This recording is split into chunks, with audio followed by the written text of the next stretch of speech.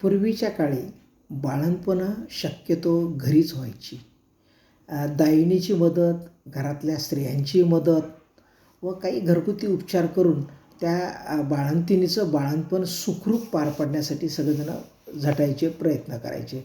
त्याच्यातच एखाद्या बाळंतिणीचं जर बाळंतपण थोडं जर अवघड वाटत असेल तर त्या काळी डिलिव्हरीच्या काळात सुरू झाल्यापासून पंचगव्याची एक एक गोळी बनवून बाळंतपण होईपर्यंत साधारणतः 2-2 तासाला एक एक गोळी दिली जायची व बाळंतपणं तिचं सुखरूप पार पडायचं. म्हणजेच आजच्या भाषेत आपण नॉर्मल डिलिव्हरी म्हणूया, ती डिलिव्हरी नॉर्मल व्हायची.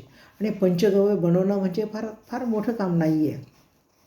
पंचगव्यासाठी फक्त गाईचे जे आपलं आहेत, गाईचे दूध, तूप, गोमूत्र, शेण व दही म्हणजे ह्या 5 वस्तू मिळून ते पंचगव्य बनायचं. याच्यासाठी साधारणतः दूध 1 ते 1.5 चमचा, तूप 1 ते 1.5 चमचा, गोमूत्र 1 ते 1.5 चमचा, शेण 1 ते 1.5 चमचा व दही 1 ते 1.5 चमचा हे सगळं मिश्रण एकत्र करून ज्या गोळ्या बनवायच्या त्या गोळ्या म्हणजेच पंचगव्य.